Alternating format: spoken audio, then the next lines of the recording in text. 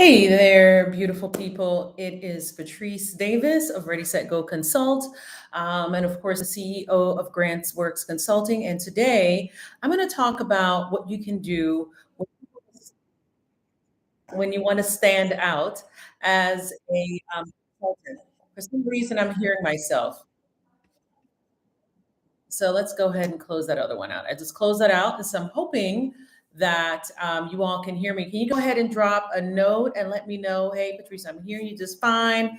I'm not hearing any feedback. I can see you. Go ahead and let me know that so I know for certain that you all can hear me. But I want to go and jump right into the things that you can do if you want to stand out as a consultant. Before I do that, though, I do want to make sure that we're clear about why it's important to want to stand out. The fact of the matter is, and I think this is, obviously, I would say something that probably doesn't need to be explained, but the more you stand out, of course, the more you are able to earn more money for your business. The more you hide behind your website and decide that you want to play small because it feels comfortable, or play small because you care about what other people think, just know that you are actually negatively impacting the growth of your business, and anything else that you're actually trying to achieve as a result of the business. For example, if the business is tied to a bigger goal, just know that you are slowing down your process of achieving that goal because you've decided that you want to that you basically want to play small, right? So just know, hey there, Lanita. Okay, Bert, perfect. Thank you so much for confirming that. Know that when you decide that you want to play small, that it does indeed impact your business. So what I'm trying to do here is pull up some information that I have ready for you guys. Now, there are a couple of things, of course, as a consultant, we are people typically that are going to be more than prepared to review whatever it is we want to review with a client. So, of course, I've got my notes here. I do also want to let you know that I decided that I was going to go ahead and start by doing just a mental dump of the things that I know that I do personally in my business. And then I decided I would actually add or supplement what I've done with whatever I find online, because I think it's important to bring to the table my own experience, the things that I've actually done, and then supplement that with what some others are saying, other consulting. Let's call them experts or people who've actually written about being an independent or freelance consultant. So I was able to find a few things extra that they added. So I'm glad to know that my own mental dump or mental thoughts about how to do this and the things I've actually done actually are, at the top of many folks' recommendations. So without further ado, I'm going to go ahead and share my very first thing that came to mind and give you an example of how we actually did that. So if you want to stand out from the competition, all right, and you want to beat the competition, the first thing you need to do is be bold, clear, and succinct about what you do and who you do it for. This goes beyond the elevator pitch, even though the elevator pitch is a part of it, or can actually flow from that. But it's really important that you're bold, clear, and succinct about what you do and who you do it for. For example, when you go to the GrantsWorks website, grantsworks.com, this is what you see at the very top. We are federal grant specialists, right? And then let's say the subtitle is GrantsWorks helps organizations, businesses, and educational institutions find, obtain, manage, and comply with government and foundation grants. That's it. So just before even scrolling down, you know who we are and what we do and who we do it for, right? And one of the things I want you to know, this is a mistake I made when I first started the business, and I'm letting you know now so that you don't make the same mistake.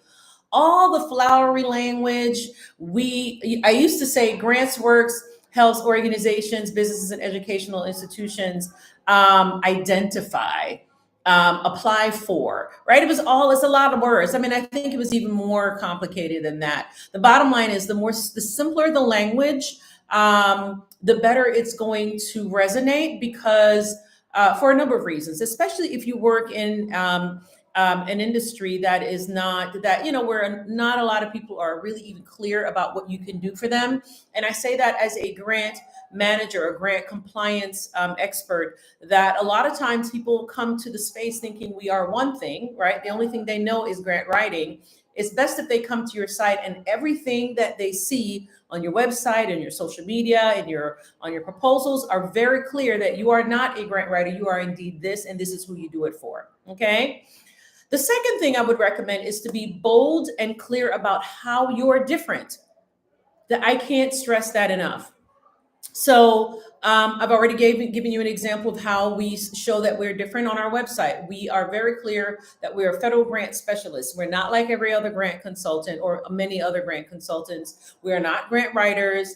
We are we specialize in this finding, obtaining, and complying with government grants. Not a lot of grant consultants can say that, and so we want to make sure that that's very clear. We also make sure it's clear in our proposals. We make sure it's clear in our emails. Whenever we're going to be hosting a webinar, we make sure it's clear there. So our language about what we do is clear, succinct, and consistent across all the places that we share this information online or even in our engagement with prospective clients. So just want to make sure I give you some examples of how we are bold and clear about how we're different. There are other things that we do to make sure that everybody knows what we, for example, I have a LinkedIn newsletter, and I publish articles about our industry and the work that we do. Not many others are doing that, and so that's one of the ways that we make sure that we're different. There are quite a few other examples that I can share, but definitely that's one of the ways we stand out. There are some other ways that sometimes I tiptoe up to the line. Like I have very strong beliefs about, about grant funding, government grant funding, and some of the preparedness or lack thereof that may be required before an organization receives a multi-million-dollar grant. And so sometimes I'll tiptoe right up to that line, but then I'll back off because, there's so much that can kind of flow out of that, if you know what I mean. So I also think you should boldly share your own unique position on trends or hot topics in your industry. So for example, I'm always going to kind of go back to the best example I know, and that's of course the example that we've done for our business. And that is, as I said before, I strongly believe that anytime you receive a multi-million-dollar grant or even a $250,000 grant from, whoever it is, there should be some training. Otherwise, you're setting up organizations, many of them new emerging organizations for, I wouldn't say failure, but you're setting them up for an uncomfortable situation. But had you said, hey, in order for you to get this $10 million, you have to go through this training and then you need to certify your train, then it kind of, I think, ups the ante in terms of accountability. So that's mine. I won't say our for the company. That is my specific position and I share it. But like I said, I kind of tiptoe to the line in the way that I share it. But if you look at my content, this is something that we talk about quite a bit. Another thing that I do, and this is sort of our company credo, and I want to make sure that company credo is on the very first page, our home page. And that is, we believe that federal grants should be accessible. I don't remember the exact terms. We believe that federal grants should be accessible for all communities, and we try to help them. Something along those lines. As a matter of, I'm not going to try to pull that up real quick, but we have a specific interest in helping those communities that have been historically excluded, because many instances they may not have the resources in-house or the capacity to get some of these multi-million-dollar grants. So we want to help them do that. And that is clear on our website. So what does that mean? That means that if you are a small business that received a $1 million grant, right, to do some kind of innovation, or you are an executive director or CEO of a grassroots organization, that means when you read that, you see, this is an approachable consulting firm. This isn't a consulting firm I have to feel a little bit intimidated, because they already saying that, hey, we exist to help everyone, but we have a special interest in helping those of us who are typically left behind or left out of this funding. So I'm just giving you guys some examples, and maybe I hope it's helping. I'm going to go ahead and check. I am okay. Good. Excellent, excellent, excellent. Let me know if any of this is helping you. Drop a note to say, yeah, this is helpful, or what do you think about that? I am open to questions. I'm not just here to talk to you. I want you to share your thoughts with me. Let me know if something is clear isn't as clear, or if you have a specific question that I haven't covered. And then number four, and a lot of people have a challenge with this, is you have to become more visible. So yesterday, for the Ready Set Go Consult membership, you guys know that I have the consulting business, Grants Works, but I also have the Business Accelerator program, Ready Set Go Consult, and yesterday we had our first planning and accountability meeting, and one of the participants, one of the things we did was, talk about what are some of the things that they definitely wanted to achieve as a result of being in the membership, and the person said that they wanted to attract more leads. And so, of course, one of the things I asked them was, what are you currently doing to attract leads? And after he explained what they had been doing, I specifically said, well, what are your thoughts about becoming more visible? What are you doing to become more visible? And so I was able to give him some specific, tips on how to do that. And so, it's really important. I, like I said, shared some ideas on how they can gin up more business. And again, my advice was to become more visible. And sometimes you are not the person that's probably going to be the best representative. Maybe you feel uncomfortable, very like extremely uncomfortable, on camera or in front of an audience. Maybe I'm not talking about a standard fear that many of us have when we're speaking in front of an audience or in front of a camera. Maybe you're like sweating and it's a chronic, type of fear, for lack of a better way of describing it. And so maybe you're not that person. Maybe there's someone else. Maybe you have a business partner. That business partner is much more confident on camera or on stage. And the business partner is the one that actually speaks on behalf of the company or shares information about the company. So just giving you an idea that it doesn't necessarily have to be you. Even if you are the founder, maybe you have a co-director or assistant director who would be a better representative, a better person on camera, because the fact of the matter is it's going to benefit the company regardless, right?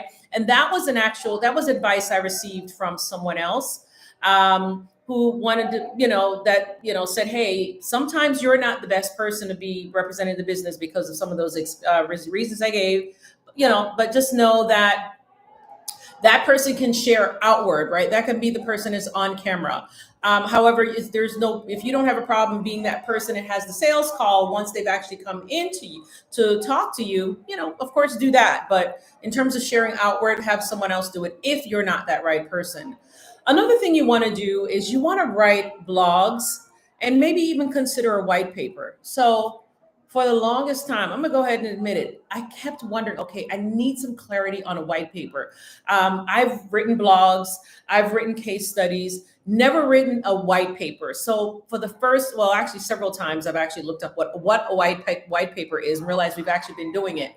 A white paper is a persuasive, authoritative, in-depth report on a specific topic that presents a problem and provides a solution.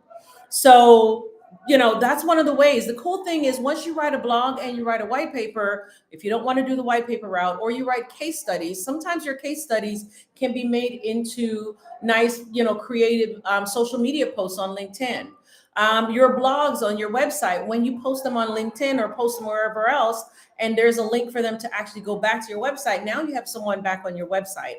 And then if your website is created to do some work for you, and that's one of the things we talk about in the membership, making sure that your website is created to actually help attract leads.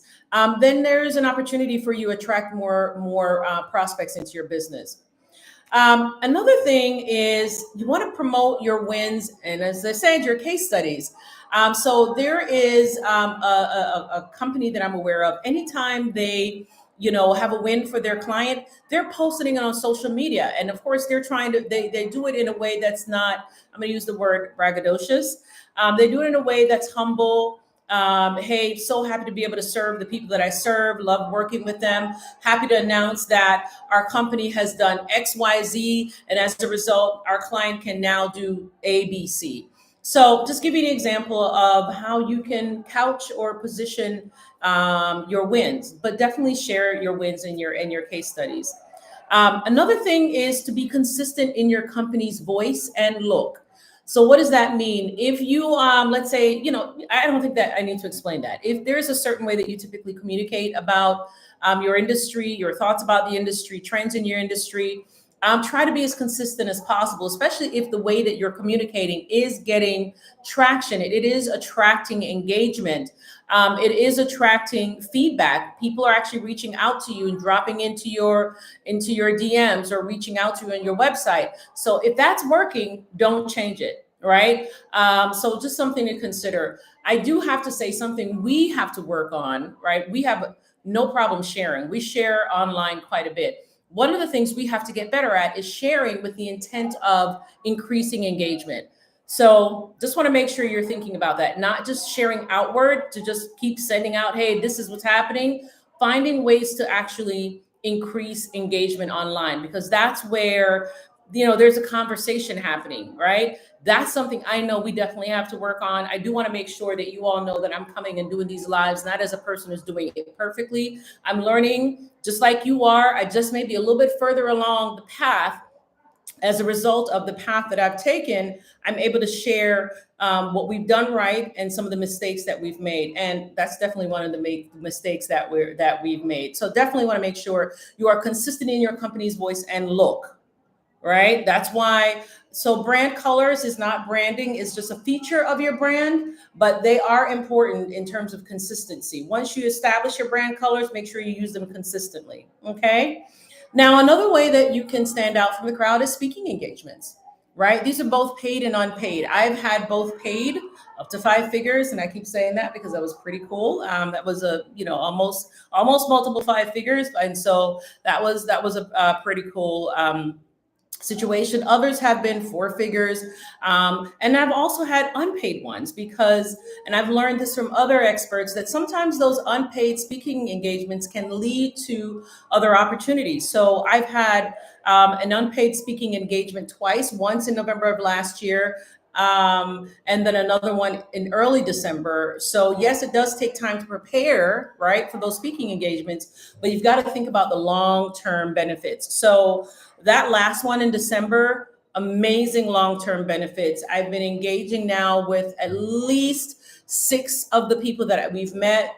Proposals have been sent out, conversations have been had, good, relationships are being built. And obviously the goal is to sign every last one of them, right?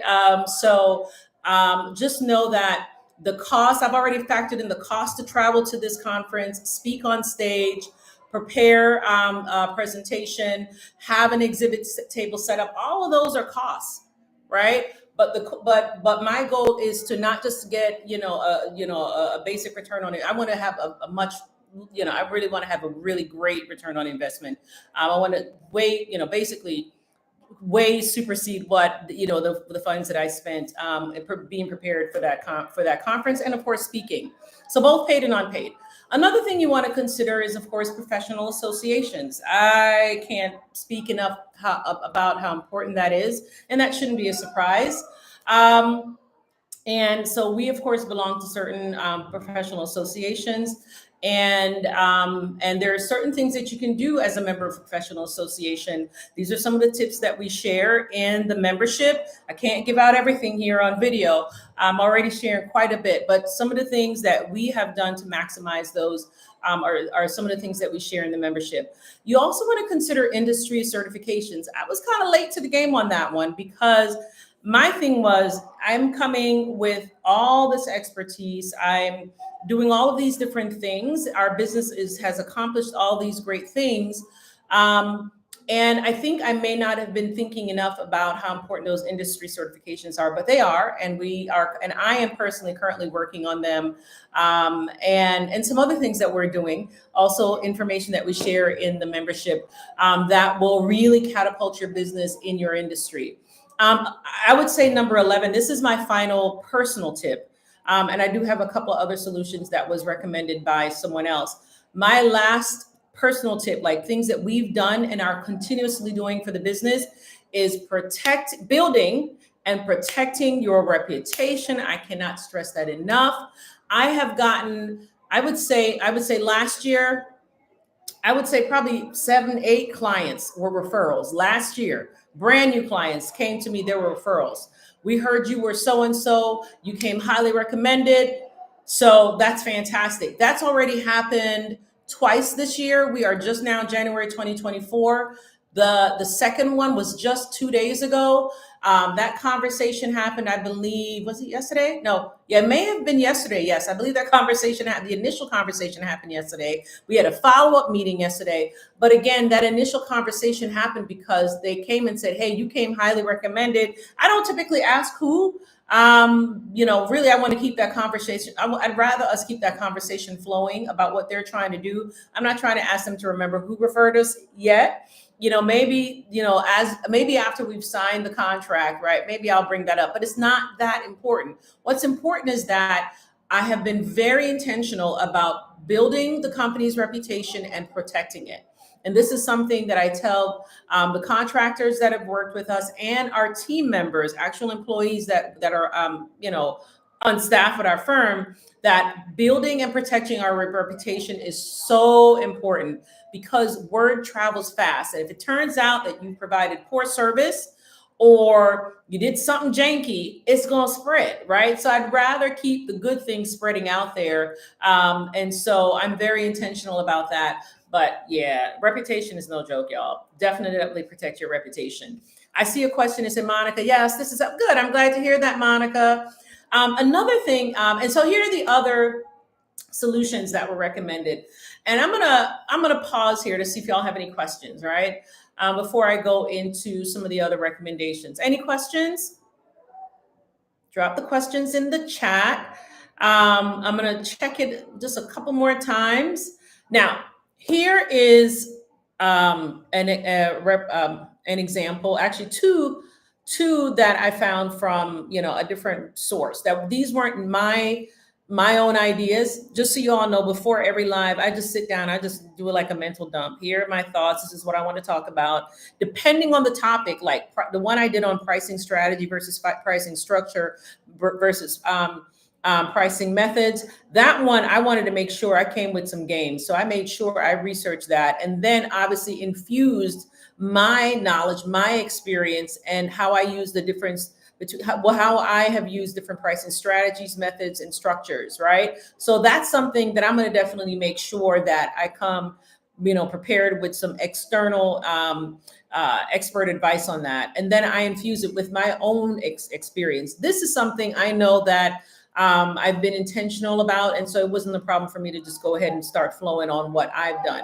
But let's go ahead and start with what another one said. Another person who wrote about how to stand out as a consultant, as an independent consultant, is specialization. I don't think that's a surprise, right? They are saying that, don't be afraid to specialize. If you are a business consultant, I need you to tell me what kind of business consultant you are, because there are a gajillion business consultants out there. I'm going to tell you, that's a good question. Why WM? That's a good question. But I'm going to go back to the point I was just making about specialization.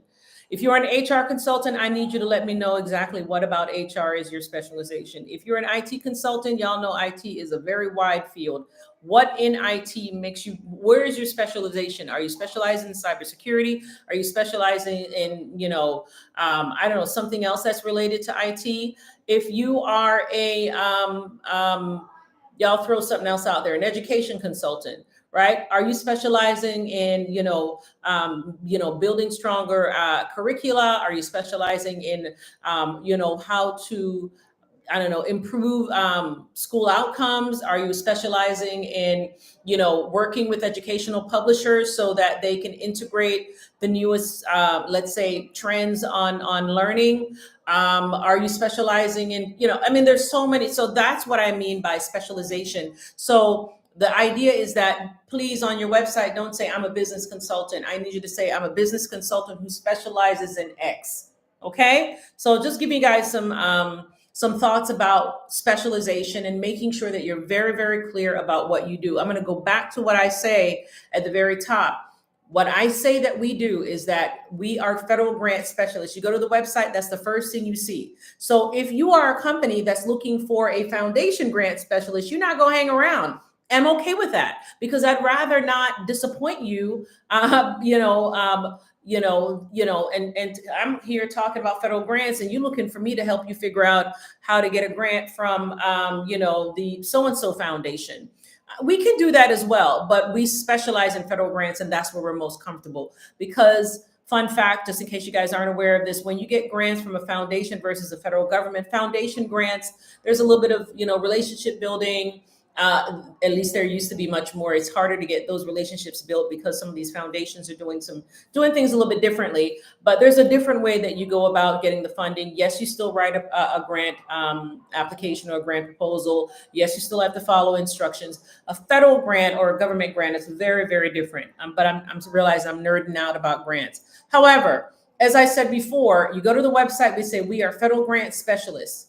So that's how we are differentiating ourselves from everybody else. All right. So just make sure you're very, very clear about that. So that's a good question. Why WM? Why? I don't know why. I'm just gonna call you Y. I think I know who Y is.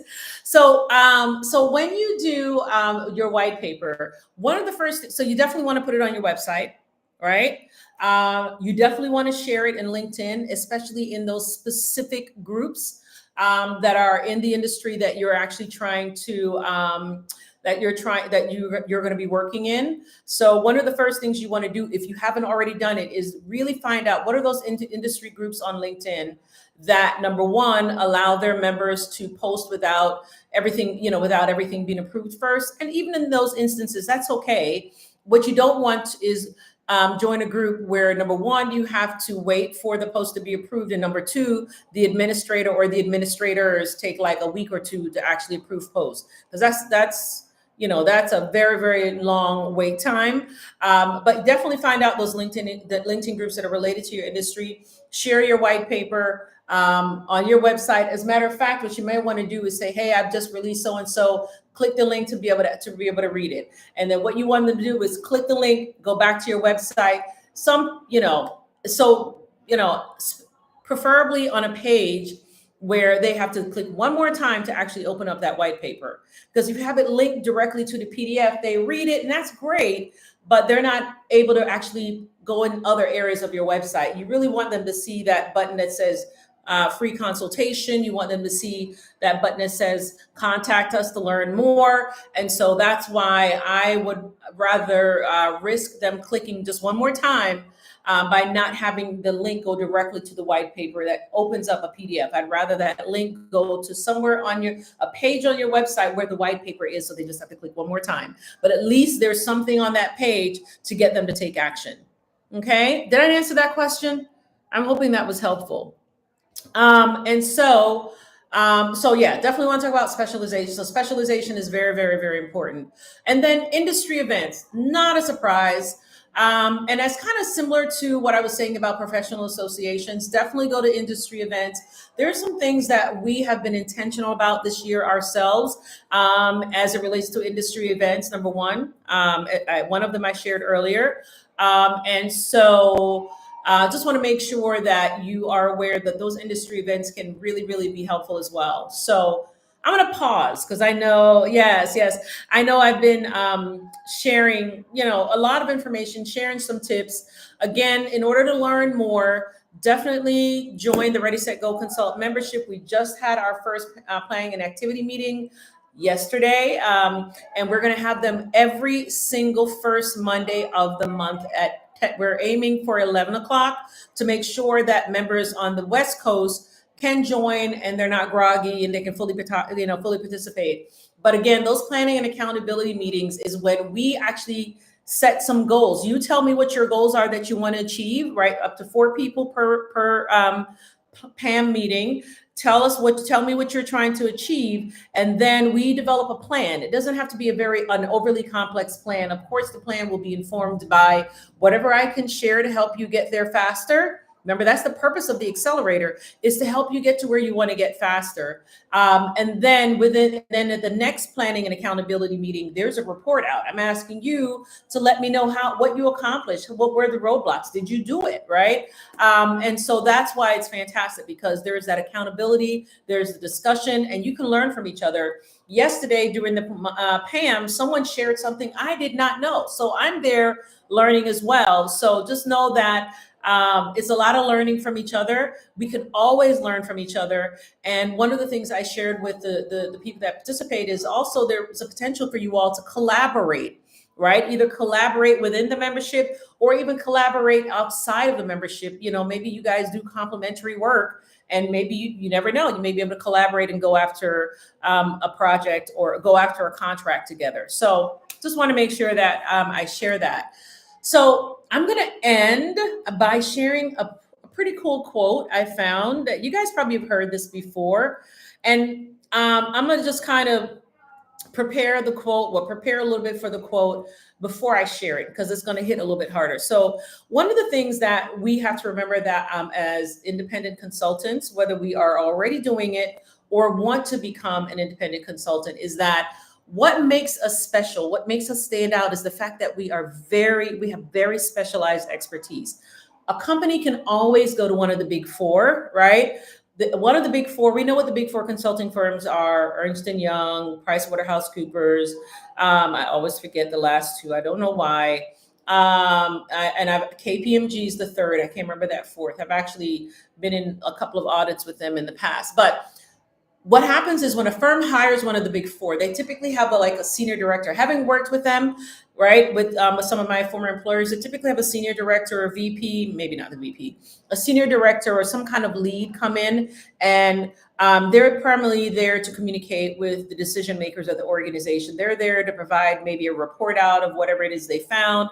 But the people that are actually doing the work are the associates, right? And that's for a number of reasons. Number one, so they can get the experience. Not number one, but one of the reasons so they can get the experience. Number two, their hourly rates are lower. But the fact of the matter is, as an independent consultant that specializes in a particular area, that your knowledge is more than likely going to be deeper. That's all you do, right? Your knowledge base is deeper, and therefore, when you help your clients, it's going to be much more specialized. It's going to be, there's more relationship building. You're probably even going to care a little bit more because you really want your client to win. And quite frankly, you care about the work that you do. It's a profession you probably had for a number of years. So you don't take it lightly. It's not just an hourly rate. I am not saying that what they do is I'm not saying that they perceive it that way, but I just want to make sure that you're aware of that. I do also want to remind you guys that in the masterclass that I hosted a couple of weeks ago, I did share some trends and some stats and some data on basically some trends on independent freelance consulting, in that a lot more companies are actually looking for independent and freelance consultants to fill a very specific gap, because number one, they are going to get that deep expertise. And number two, we tend to be a little bit more flexible, probably more cost effective sometimes, because depending on your expertise, you best believe you should be charging according to that expertise. If you know you're the only person that knows XYZ, please charge accordingly. Okay. All right. So now here I am with the quote. I'm going to see if anybody else has any other questions. The quote was, and I said all of that to basically prepare us for this quote: rather than try to come off as another Goliath, own the benefits of being a David. Love that quote. Love the quote. Love it. So I don't know if y'all like it as well, but it really resonated with me. So I just want to make sure you all, because I think it kind of sews up and it just kind of finalizes what we're talking about. And that's how to stand out. And definitely standing out as your own David is better than trying to fit in as everybody else's Goliath. So I hope that was helpful for you guys. I'm going to pause for another 15, 30 seconds to see if any questions come in. Anything else? Anything else y'all want to share? Any questions, any thoughts? I hope you found this helpful. You can certainly rewatch the video as soon as I press end stream. It's going to be available probably about a minute or two later. So if you want to watch it again, you can certainly do that. But I thank you guys. I'm hoping the next time y'all join me, come. We're going to talk about some, we're going to actually, I'm hoping to take some questions. Let me go ahead and see what I plan on talking about next time. The next time, I think what I'm talking about is, let's see, because I already have them scheduled out. The next thing on February 1st is how to earn more money as a consultant. We all want to know how to earn more money as a consultant, right? And the reason why that particular one, I hope y'all can still see me while I swipe around. The reason that one is important is because there are other ways to earn money as a consultant outside of providing services. So hopefully y'all will join me for that. Come with your questions. And don't forget to check out the Ready, Set, Go Consult membership. All right? So say the quote again. I'm going to go ahead for you, Lanita. Let me go ahead and do it right now, right, girl? Let me go ahead and find it. Here it is. I love it. I love it. It says, rather than try to come off as another Goliath, own the benefits of being a David. I love it. Cool. All right. Well, I thank you guys for joining me. I really enjoyed doing this. I'm hoping this is helping you guys, giving you some more clarity about how you can redefine your life, reclaim your life. For those of you who are leaving corporate, I say reclaim it, reclaim it, reclaim it. We have had to wear a mask. I'm going to tell y'all straight up. I was, people, bottom line is I'm glad I'm no longer having to wear a mask. I can run the business the way I want to run the business. Obviously, I'm doing it for the benefit of our team and for our clients, but I don't have to wear a mask. I don't have to conform to anybody's business or anybody's organization. I don't have to keep my mouth closed because of politics, as some of us had to do, and I get to integrate the business into my lifestyle. So if that's what you all are trying to accomplish as well, I am here to support it in whatever way that I can. Don't forget, though, you can get even more support by joining the membership. All right. You're welcome, Monica. Thanks for joining me. And I will be back next week to talk about different ways that you can earn money in your consulting business. All right. Bye, y'all. Take care.